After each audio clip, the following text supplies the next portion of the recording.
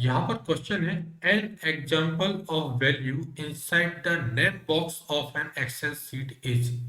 हिंदी में ये पढ़ने के क्वेश्चन थोड़ा टफ लगेगा। एक्सेल शीट के नामांकित बॉक्स के अंदर मूल्य का एक उदाहरण है। ठीक है, इसलिए इंग्लिश ज्यादा बेटर है। Name box of an excel sheet.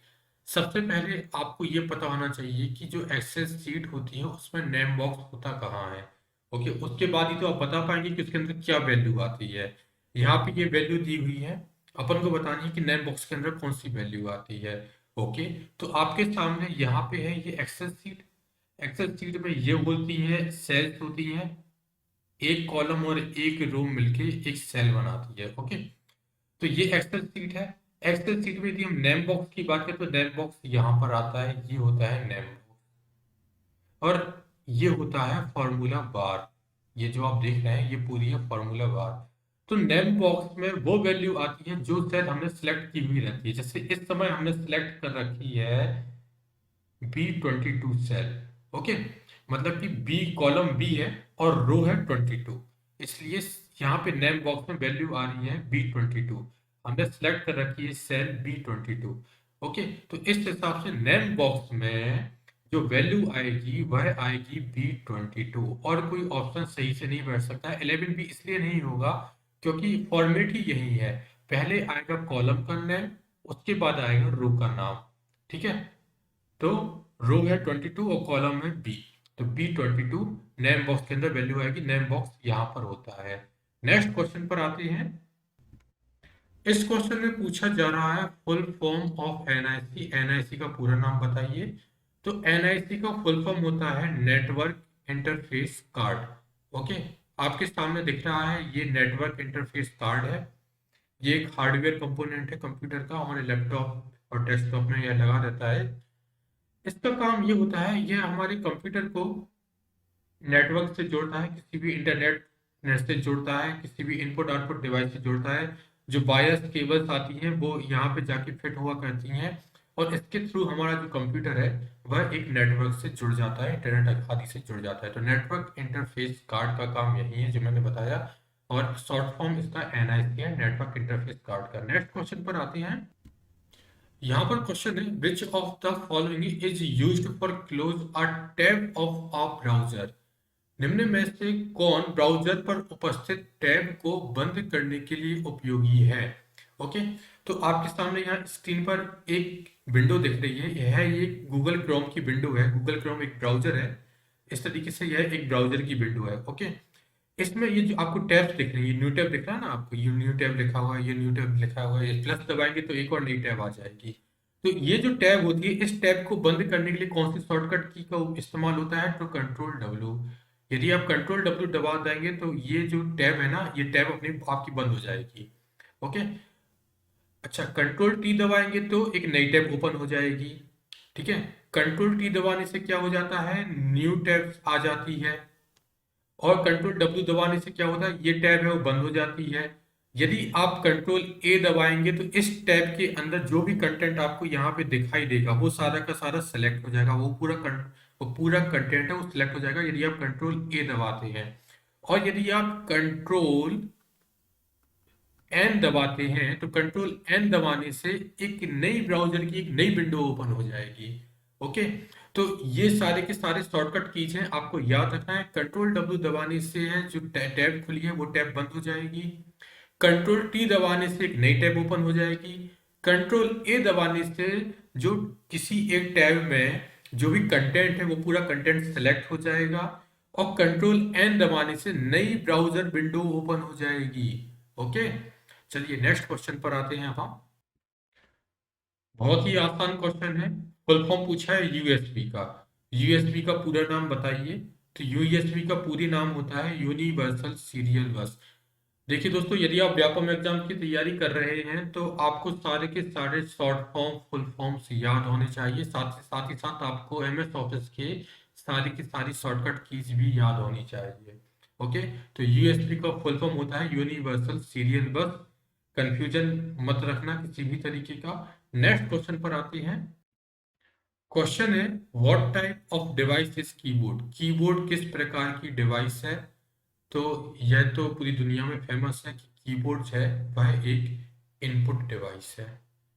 Okay, हमारा जो मॉनिटर होता है, प्रिंटर होता है, वो होता है आउटपुट डिवाइस। हमारी जो मेमोरी होती है और फ्लैश मेमोरी होती है और सेकेंडरी स्टोरेज होता है, पेन ड्राइव होता है, ये सब स्टोरेज और मेमोरी डिवाइसेस कहलाती हैं। लेकिन कीबोर्ड हमारा इनपुट डिवाइस है। नेक्स्ट क्वेश्चन पर आते हैं। User can keep personal files folders in GUI operating systems at. उपयोगकर्ता GUI ऑपरेटिंग सिस्टम के खाली स्थान में निजी फाइलों फोल्डरों को रख सकता है। सबसे पहले तो हम समझें कि GUI का फुल फॉर्म क्या होता है। GUI ऑपरेटिंग सिस्टम का एग्जाम्पल क्या है? तो GUI का फुल फॉर्म होता है ग्राफिकल यूजर इंटरफेस। ठीक है। और हमारा जो विंडो ऑपरेटिंग सिस्टम है, हमारे मोबाइल का जो एंड्रॉयड ऑपरेटिंग सिस्टम है, आईफोन का जो iOS है, ये जितने भी ऑपरेटिंग सिस्टम, ये सब के सब ऑपरेटिंग सिस्टम GUI है, graphical user interface operating system है ये सारे के सारे। ओके, तो क्वेश्चन में पूछा जा रहा है कि उपयोगकर्ता GUI ऑपरेटिंग सिस्टम के खाली स्थान में निजी फाइलों फोल्डरों को रख सकता है। तो इसका उत्तर है माय डॉक्यूमेंट्स। माय डॉक्यूमेंट्स में जो यूजर है वह अपनी प्राइवेट फाइलों को और फोल्डर्स को रख सकता है। अब आप कहेंगे माय कंप्यूटर क्यों नहीं, माय फाइल्स क्यों नहीं और माय फोल्डर क्यों नहीं? सबसे पहले हम बात करेंगे माय फाइल्स और माय फोल्डर की। तो दोस्तों याद रखना, कंप्यूटर में ऐसी कोई भी चीज नहीं होती है, ना तो माय फोल्डर नाम की कोई फोल्डर होता है, ना ही माय फाइल्स नाम की कोई फाइल होती है। ठीक है, तो कंप्यूटर में ये जो दोनों चीजें तो होती नहीं है। हाँ, लेकिन आपको कंप्यूटर में माय डॉक्यूमेंट्स और माय कंप्यूटर ये दो चीजें आपको देखने को मिलेंगी। तो माय डॉक्यूमेंट्स में तो आज जो भी यूजर है वह अपनी प्राइवेट फाइल्स और फोल्डर्स को रख सकता है।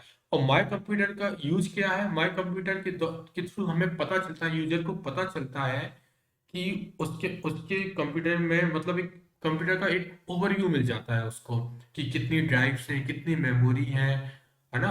इस तरीके से अपनी ये फ्लॉपी डिस्क वगैरह की क्या स्थिति है, CD DVD राइटर की क्या स्थिति है, तो ये सब कुछ हमें माई कंप्यूटर में देखने को मिलता है। लेकिन यदि बात आएगी कि हमें, जब भी यूजर को कोई अपनी प्राइवेट फाइल्स और फोल्डर्स रखने हैं, तो वो कहाँ रखेगा? तो वो रखेगा वो माय डॉक्यूमेंट्स में।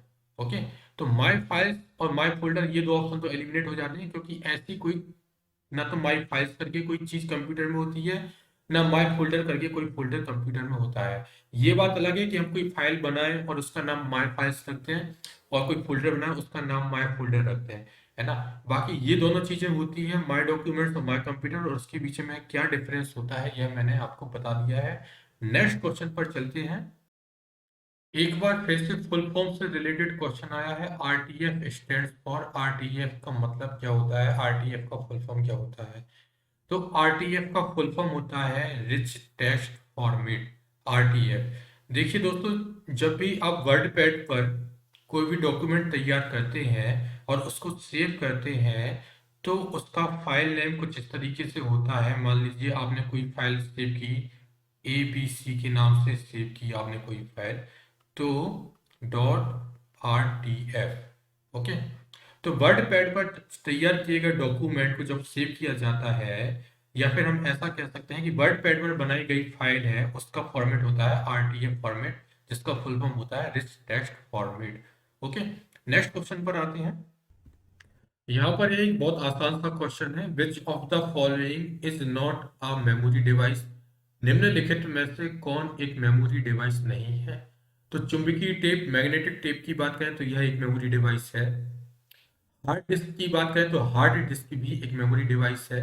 फ्लॉपी डिस्क की बात करें तो फ्लॉपी डिस्क भी एक मेमोरी डिवाइस है। लेकिन यूएसबी की बात करें तो यूएसबी एक मेमोरी डिवाइस नहीं है। इसलिए इस क्वेश्चन का आंसर हो जाता है यूएसबी, क्योंकि यूएसबी एक मेमोरी डिवाइस नहीं है। यूएसबी एक कनेक्टिंग डिवाइस है, डेटा ट्रांसमिशन करने के काम आती है, डेटा ट्रांसमिट करने के काम आती है। तो यूएसबी एक मेमोरी डिवाइस नहीं है। बाकी इसके अलावा बाकी के तीन ऑप्शन, चुंबकीय टेप, हार्ड डिस्क और फ्लॉपी डिस्क, यह एक मेमोरी डिवाइस है। ये सब के सब एक मेमोरी डिवाइस है। वीडियो लाइक अच्छा लगा हो तो वीडियो को लाइक जरूर कीजिएगा, चैनल को जरूर सब्सक्राइब कीजिएगा। धन्यवाद।